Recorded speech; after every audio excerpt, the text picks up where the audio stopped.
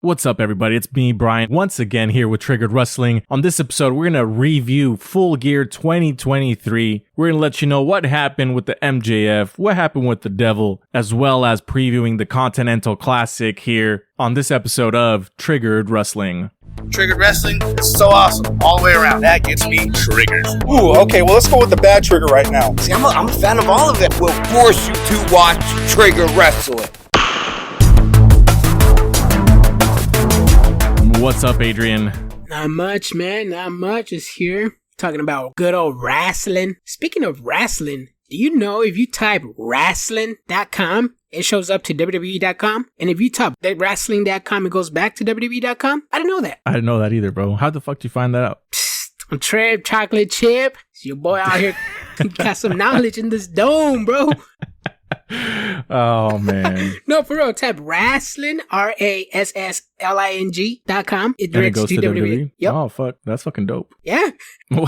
Well, let's go right into our Full Gear review here. Adrian, I just want to start off by letting you know the score here. I guessed 7 correct. Damn. Because obviously with these AEW pay-per-views, we don't really know all the matches on a timely manner. Sometimes Yes. we find out the day before. So from the matches that were announced at the time, I got 7 out of 9 correct. You got 4 out of 9 correct. So how does that feel, Adrian? Damn, bro. It feels like I thought some people were going to win, but they ended up losing, and I'm kind of disappointed, man. I'd expect more from Tony Khan, bro. Put me over, bro. So let's start off here with Eddie Kingston and Jay Lethal. This is the match where Jeff Jarrett had to win for Jay Lethal to get the title shot for the Ring of Honor World Championship, right? Yes. Okay. Well, Eddie Kingston wins. I don't like Eddie Kingston's wrestling matches, and that's all I got to say about it. He has a certain style, and it's not for me. Yeah, he does have a style that only certain people like. Yeah, I can see it. So next up, we had Claudio Castagnoli defeating Buddy Matthews. This was a good match. Claudio Castagnoli tried offering the hand to Buddy Matthews at the end. I thought he was going to shake his hand, but he did not. Claudio kind of did a little like scraping off his shoulder, right? Because he didn't get the handshake. But it was a good match. What did you think about this, Adrian? I thought it was a great match, especially when it got announced. I was like, holy shit, Claudio Castagnoli versus Buddy Matthews? And it did not disappoint. It was a great match. After the handshake, I thought it was like, is this a Ring of Honor match? Because, you know, they had to do the Code of Honor. But no, I didn't see any of that. But he did do the John Cena You Can't See Me, though, on Buddy Matthews. Yes, he did. He did do the John Cena You Can't See Me. And is that a code that John Cena is going to be signing pretty soon, bro? Ooh, John Cena's all elite, bro. Stop, bro. Man, so this was the match that we predicted here. MJF and Samoa Joe versus the Guns for the Ring of Honor World Tag Team Championship. MJF and Samoa Joe wins, and then Samoa Joe leaves MJF to get his ass beat by the Guns. He takes 2 chair shots to the knee. He gets wheeled out in an ambulance. He says, "Whatever you do, Adam Cole, don't let them take my title." So what did you think about this whole segment, Adrian? Oh, the segment was great. I was like, oh, hopefully they don't try to copy WWE with their bullshit ass. Why didn't you help that guy that was getting beat up, Drew McIntyre? Why'd you just let him get beat up? Drew McIntyre's like, because it's not my fucking beef. The fuck? And same with Samoa Joe. It's not his beef. And he's going to get awarded a future world title match. That's if MJF retained, which he did. Spoiler. But yeah, it wasn't Samoa Joe's beef, so I expected this from Samoa Joe. And I thought it was great acting by MJF. The man is way ahead of his game. It was just fucking great acting and great storytelling to me. I just didn't like the match too much. Does it feel to you like MJF doesn't get that big of a pop anymore? Like it's kind of died down a little bit? No, I still think he gets the same amount of pop. I know a lot of people don't think so. I don't know why, but... It's because those arenas are so fucking empty, bro. That's why. No, I mean, this one wasn't empty, to be honest. But, I mean, it's just fun to clown on AEW. Yeah. Or Tony Khan needs to invest in that pipe noise button or something. Piped in crowd noise, yeah. Oh, man. But that was a pretty interesting start of the show. Like, leading into the pay-per-view, MJF's getting wheeled out to the ambulance. I thought that was great. It's a good way of people that weren't interested in buying it to, like, maybe want to buy it at the end to see what happens. But the first official match of the pay-per-view was Sting, Darby Allin, and Adam Copeland versus Christian Cage, Luchasaurus, and Nick Wayne. I guess they're going by the name of the Patriarchy. This match, I don't know. Is it just because there's too many people over the age of 50 in this match that I just wasn't entertained? That's probably has something to do with it. Adrian, what did you think about this match? I thought it was entertaining. I know you texted me right when this match got announced right away. You said that they're putting on the main event first. And I was like, oh, that's funny. But then Ric Flair came out first and the man looked sober. And I texted you back and I was like, that's probably why they put it on first. They wanted Ric Flair sober enough to interact in the match with Christian Cage. And I thought it was a good move by AEW because the man likes to drink. And he's not 20, he's not 30 anymore. You know, I think they got him at a good time. We're like, okay, you got to do your spots first in this match. Then you can have fun. Then you can relax. Then you can take however many drinks you want. And I'm pretty sure Ric Flair didn't complain. He was like, all right, cool. But I think the match was decent. So back to this match, Christian low blows Ric Flair, which is a reference to their beef back in WWE, right? A couple years ago, last time Christian was over there. I thought that was TNA. Oh, TNA, my bad. You know, You guys know what I'm talking about. TNA. So there was that. So Sting, Darby Allin, and Adam Copeland win, and we both got that one correct there, Adrian. The one we both got incorrect was the next one. Orange Cassidy beating Jon Moxley for the AEW International Championship. He retains. This match was really good at the end. If they made it Jon Moxley look like a beast, they made it seem like Orange Cassidy overcome like a fucking demon, like a final boss here. Yeah, he took 6, 7 Superman punches and a beach break at the end? Orange punches, my guy. Orange punches. Put some respect on his name. Some orange punches, yeah, and damn, yeah, Moxley was on wobbly legs. He was doing the stanky leg on top of the squared circle. I was like, damn, can this guy go down? That beach break did it, man. And Orange Cassidy retained. I did not see that coming, but hey, I'm happy he retained the championship this time. Exactly. I actually enjoyed this match. The only thing I didn't enjoy about this is Jon Moxley having to bleed again. Fucking Jon Moxley, man. Damn, bro. To be honest, I completely forgot. I think I'm just immune to his bleeding. I forget now that he even bleeds during matches. Yeah, he does that shit so often. It's just like, it doesn't mean anything anymore. Yeah, but so actually, I really liked that match. And then it kind of blended right into the AEW Women's World Championship. Timeless Toni Storm becoming the new champion, defeating Hikaru Shida. I believed that she was going to win because just that gimmick, you can't deny it. It's got something there. Yep. Hikaru Shida gets another month-long reign. Yeah, I was highly disappointed at that, but I did say earlier, the gimmick push, it's a real thing. People like to deny it. People like to tell me, oh, that's not a real thing in wrestling, bro. You're just making shit up now. I mean, I've seen it done before in the past. I'm seeing it done now. It's a gimmick push. I mean, I got that wrong, but I'm glad Toni Storm won. There's something to say about this Toni Storm, though. I feel like it's a gimmick that's not going to last too much longer, I would say. I mean, if this carries on for 4 or 5 months, 6 months, a year, it's going to age very, very poorly, I think. Yeah, but here's the thing about being timeless, too. That's another thing I was predicting about being timeless. She can literally transform her gimmick into a different era of time, you know what I'm saying? Like right now, she's doing the old Hollywood 70s, 60s black and white. She could go deeper into the past, go into the future. Who knows, man? Jesus, she's going to be a Western Toni Storm pretty soon? Who knows? Probably. Bang, bang. Bang, bang. She's going to join the gun club? Maybe. I'm dead. All right. Next up, we get... So, in this match, bro, I was triggered because I was like, when the fuck did this become a fucking ladder match? But it was the AEW World Tag Team Championship 4-way tag team ladder match. Ricky Starks and Big Bill defending against La Facción Ingobernable, FTR, and the Kings of the Black Throne. So, Adrian, what the fuck did I miss and when did this become a ladder match? I believe... See, that's the thing about Rampage and Collision. Sometimes I forget where these backstage promos come in. I believe it was, I'm going to say Rampage. Well, it was during the same day. So, it was said on Friday night that Ricky Starks went up to Tony Khan's office and that he was going to put a stipulation in the match to favor them, and that being the ladder match. So, Big Bill is the tallest man in the ring. It's easier for him to climb the ladder and get the titles. But it turns out it wasn't even Big Bill who got the titles. It was Ricky Starks. Yeah, man. It was a strange thing. I predicted that Ricky Starks and Big Bill were going to win just because it didn't make sense that anybody else was going to win. And you decided to go with... Kings of the Black Throne, yeah. Kings of the Black Throne. Mm-hmm. I mean, I thought since I had Julia coming out on top later on the night, I thought that the House of Black was going to come out with all the gold, and I was highly disappointed. Is it just me or is Malachi Black just not used that much in AEW? I did know he was suffering a few injuries. Oh, you're right. He had an injured back, something like that. Yeah, but I do know that he wants to wrestle a couple more singles matches. He's kind of... Though he does like his tag team in the faction, a lot of fans were like, hey, when is Malachi Black gonna wrestle more singles matches? And Malachi Black said it's not up to him, but he would like to wrestle more singles matches. Interesting.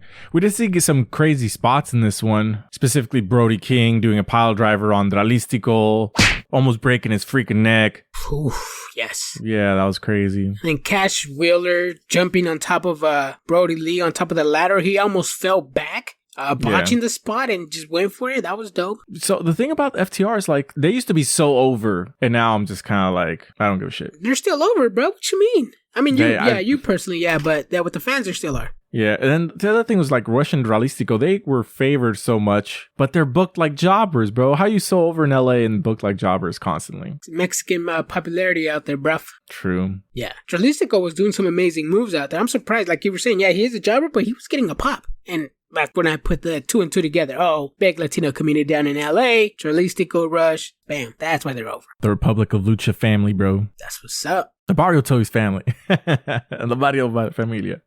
But then we get the 3-way dance for the AEW TBS Championship. Julia Hart defeating Chris Statlander and Sky Blue. I liked how Julia Hart and Sky Blue were tag teaming Chris Statlander, but like usually with these matches, you see like one person get thrown out of the ring and it's one-on-one for a little bit, then they throw the other one out and this person comes in. But no, they were like literally trying to get her at the exact same time. I really liked that quite a bit. Yes, it was fucking amazing. Like, I know a lot of people don't like multi-man, multi-woman matches, but to me, I think AEW is doing a great job, especially in this match. It was like spot after spot after spot. These women were getting their moves in, and I called it. I said Julia Hart's going to win, and she's going to come in for the W after stealing the pin from somebody, and she did. She stole it from Chris Statlander. Julia Hart came in, kicked her in the face, and pinned Sky Blue for the 1, 2, 3, and she came out on top. Yeah, it was a good match. And people really are happy that she won just because of her gimmick. She deserved it, but we'll see how the matches come after that. Then we had the match that everybody was talking about, the Texas Death Match, Swerve Strickland beating Hangman Adam Page. Prince Nana comes out with some cheerleaders. They do his little dance. Swerve Strickland really looks like the cool heel that's a baby face, similar to what MJF was a couple years ago,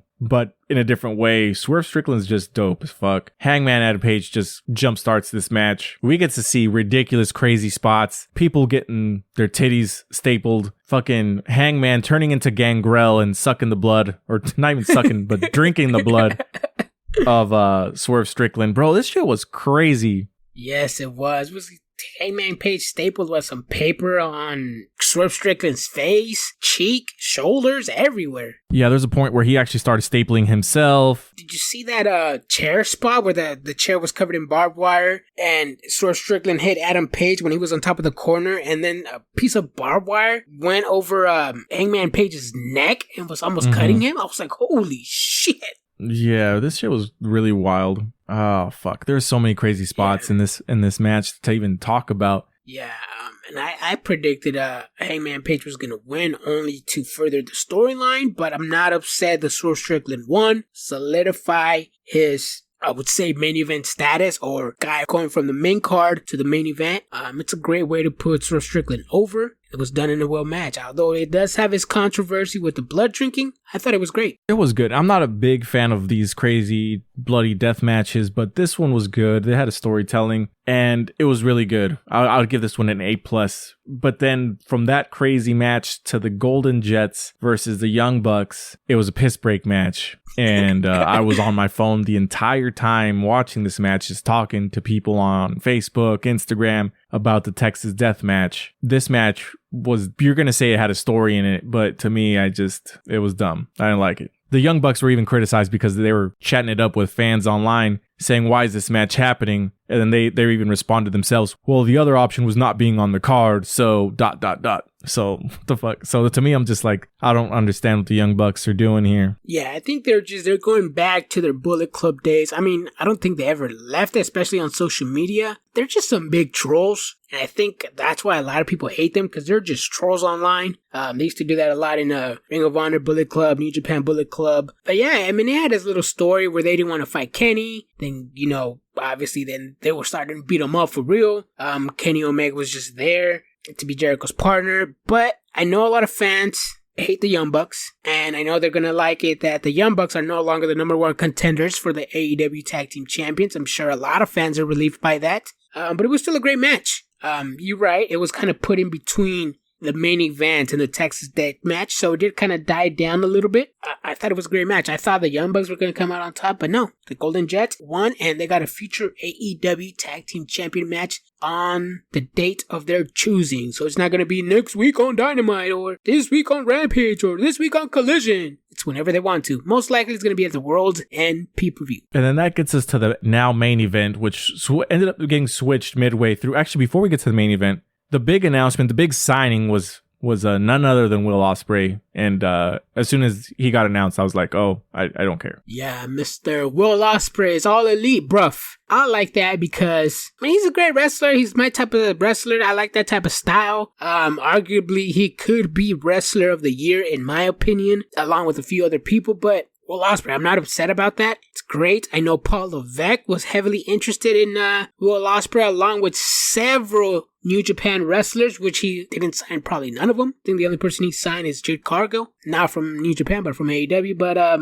yeah, Paul Levesque still has his eyes on a lot of New Japan talent and is waiting for their contracts to expire so he can get their signature. We'll see who he signs, but I'm glad Will Ospreay signed with AEW. And it's for a 3-year deal, by the way. A 3-year deal. Okay. So, I mean, I thought he was going to go to WWE. He said that he's excited to wrestle the big names, but I'm like, he pretty much wrestled everybody already. So I'm like, I mean, I don't know. It is what it is. Yeah, if he didn't wrestle with them in AEW, I'm pretty sure he wrestled Moxley on any event or something like that. Malachi Black would be another great addition. Andrade too. Miro. Yeah, I mean, they may not be at bigger names in WWE, but he does have good opponents in AEW. I know Will Ospreay wanted to fight Seth Rollins. I think that match was going to be great. If we ever do get Will Ospreay and Seth Rollins, I think that match is going to be great. I'm just more upset that they decide to make it like a huge announcement that he signed. You know what I mean? Yeah. Like, yeah. That's the part where I'm just kind of like, I don't give a fuck. You know? So that's what it was. It was either this or announce it on Twitter, bro. I know you hate that.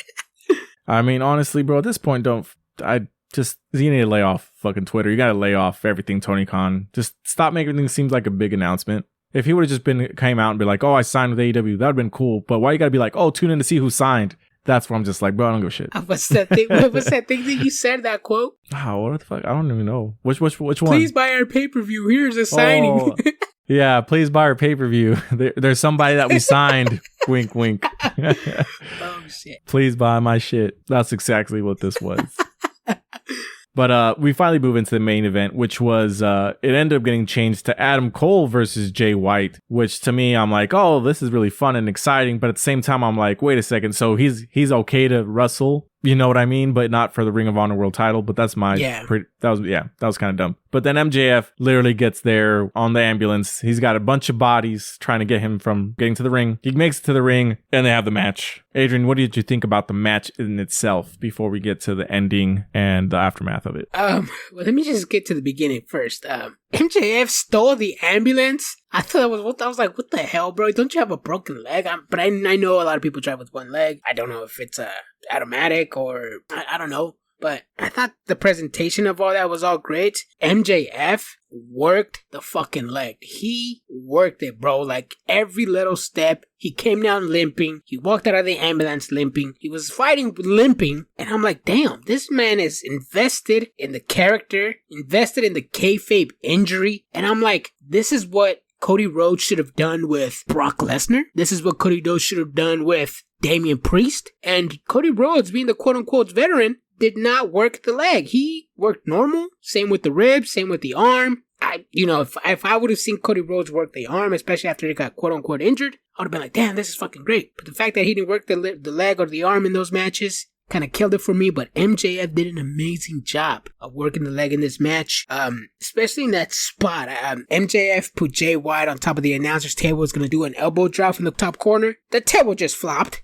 The table even botched. But then MJF saw it and he was like, no, fuck that. I'm still going to do it. Climbed the ring, climbed the top rope, and delivered the elbow drop. I was like, holy shit, this man just did that. Did MJF just did that? I popped out of my seat. I thought that was great. The match itself, in my opinion, A+++.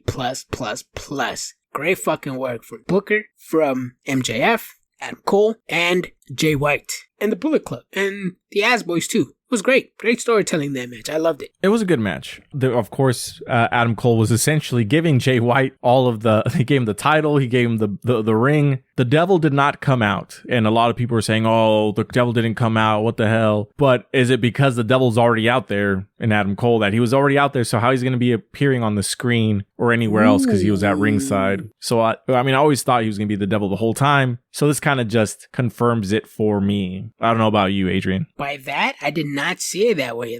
You're dropping some bombs in here, bro. I did not see it that way, and you're correct. But I can tell why a lot of people are upset. I think they're used to the short-term storytelling by AEW, that they just want something fast. Give me the story fast. Give me the reveal fast.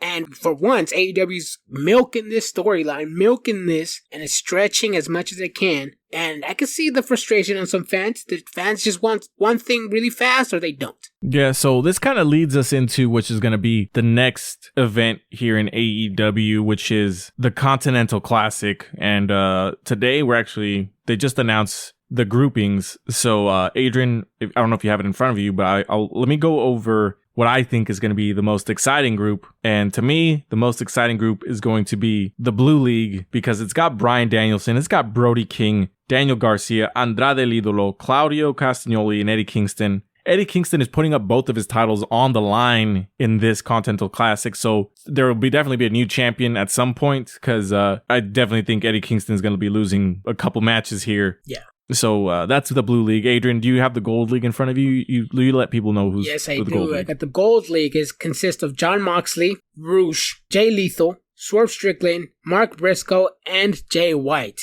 I can see why you say the Blue League is better than the Gold League. I mean, they have somebody like Jay Lethal, who's kind of just there in AEW. Mark Briscoe, who, although he is a great wrestler as a tag team partner, he's not known for his singles competition. Those two right there could be I don't want to call them jobbers of the tournament, but they're going to lose often. Garcia is the rookie, quote unquote, in the Blue League, but the Blue League, bro, they have assassins.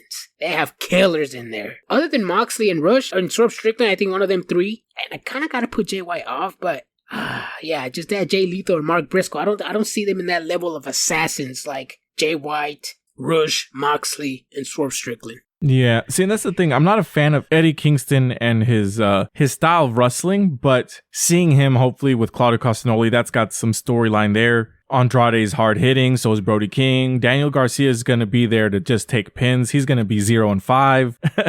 There maybe he gets a win over Brody King, possibly, but I think he's going to lose against everybody else. And Bryan Danielson. So if I were to predict who's winning these divisions, Bryan Danielson's winning the Blue League just because he's Bryan Danielson. He's at the point of retirement. And the Gold League is going to be won by Jon Moxley. And it's going to be Bryan Danielson and Jon Moxley, two members of the Blackpool Combat Club. I feel like we haven't seen them wrestle in AEW yet. I could be completely wrong. Yeah, you are. Let's think the first time they wrestled was when William Regal came out. Oh, okay, you're right. But see, I still think that that's going to be the final here. Ooh. It's been a while since we've seen it. It really has. And what better to do it than in the final? It's true. I don't see Bryan Danielson winning the Blue League, but at the same time, I can see somebody like Andrade winning. He does have CJ Perry by his side, and apparently she put him in this tournament with a huge bonus. I can see Danielson, I can see Andrade, I can see Swerve Strickland or Rush winning the Gold League. I'm stuck between Swerve Strickland. I have Swerve Strickland for me, no doubt about it, and Bryan Danielson, only because he's close to retirement. But Danielson is going to go to Japan for Wrestle Kingdom, which is, I believe, a few days after World's End, so I don't know how he's going to travel, but it could be Andrade. That's my second option, Andrade. He's going to travel by plane, bro. I mean, I know, but still, the jet lag and all that stuff. But yeah, I mean, I don't know. I'm just going to go with Bryan Danielson, Jon Moxley. I'm pretty sure Tony Khan might throw something in there. Maybe Swerve Strickland, maybe Jay White. I don't think anybody else is going to win. But the other thing about this is that whoever wins this tournament is going to essentially be the champion of Ring of Honor, also be the champion of New Japan Strong, and be the Continental Classic title holder, right? So That's the other thing. So who's going to be able to defend these shows going forward? I think Bryan Danielson, because if he retires as Ring of Honor champion, New Japan Strong champion, I feel like that's a good thing for him. Yeah, it would mean something. Yeah, you're right. I don't know. I still think that trip to Japan is going to be hard for Danielson. He is going to fight Okada at Wrestle Kingdom. I'm predicting his night 2. Could have main event night 1. But Swerve Strickland, man, something about him. I just think he's a great worker. I mean, Jay White does have a history with New Japan. Could be him as well. I'm going to go on a limb here. I'm going to say Swerve Strickland's going to win. So Swerve Strickland for you, and I'm going to go with Daniel Bryanson. Yep. Or was it? No, Brian Danielson? Daniel Bryan. Shit, bro. No mames. Oh, man. Bro. Hey, at least he got Daniel it. Bryanson. At least when he changed his name, he got something close. Exactly. He Fuck. just reversed him, bro. I reversed his entire name. It's all right. Yonance? Backwards is Yonance. Stanley. Yeah, exactly. Fuck. Well, anyways, yeah, is there anything I want to go over here, Adrian, with these people? No. Oh, sorry, I didn't mean to interrupt you. There is something I want to go over. If you thought AEW ratings couldn't get any worse, Family Guy is going to Wednesday nights. Oh, yes, Family Night is switching over. It's leaving Sunday Night Fox and it's going to Wednesday nights. So we will see a new Wednesday night war between South Park, Family Guy, South Park, Family Guy, and AEW Dynamite. And AEW shit, bro. Tony Khan, you know that motherfucker's pissed. He's like, instead of Khan, he's like, Fox. And that's Star Trek's reference. Khan. Yeah. Fox really fucked this fucking AEW, bro. Yeah, they're like, oh, okay. They're like, SmackDown is leaving our network. All right, now we got to get something to go up against AEW. Cool, let's put on Family Guy. Yeah, man. I honestly would rather watch Family Guy than AEW and just watch AEW on a rerun. Because Family Guy, after like, you can watch the next day. It's not the same as seeing it like live with everybody else. Like wrestling's like, but Family Guy is like, I gotta be there. I gotta tune in when it's on. I haven't liked Family Guy since they killed off Brian the dog, and it's like, bro. Oh, but he's not dead though. He's still alive. They brought him back like 2 episodes later. I know, that was the point. I was like, it made so much news. It made headlines, and I'm like, bruh, I was crying in front of the TV. It was a sad fucking episode, and I'm like, so I shed tears for this imaginary dog just for you to bring him back? Bruh. Speaking of another dog that made the news, Snoop Dogg retired from the smoke. Smoking that devil's lettuce? Yeah, but apparently it was just because he said he was retiring from smoke and he was advertising his new like grill or some shit like that. So he's doing the Mark Henry retirement, bro? Oh, wow. You know when he said, I'm retiring, and then he didn't? Yeah, and then he didn't.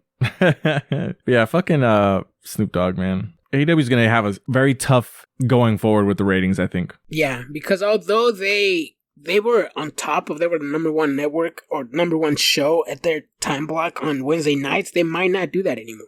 Yeah, and then right now we have like another 3-hour fucking AEW program on Saturday because of the NHL. So Rampage and Collision are going to be together again. That's not a good combination, especially just what happened last week on Friday. They got torched, bro. They got they got doubled. Tripled, right? They got tripled. Quintupled? Yeah, they quintupled. Dang. That's 5 times for people who don't know. Yeah, we're making up words here. Octupled. No, that's a real word. Well, quintuple. I know, I'm just fucking up, bro. I don't know. I don't know. What comes after quintuple? Sextuple, septuple? Sex. Maybe. A sextuple, bro. Fuck. Anyways, enough of math. Anything you want to say, Adrian? No, just I'm done with Family Guy, bro. They killed Brian, so I'm triggered. Wow. Well, we're Triggered Wrestling. Hit us up, give us a boop on the like, and most importantly, stay triggered. Bang, bang.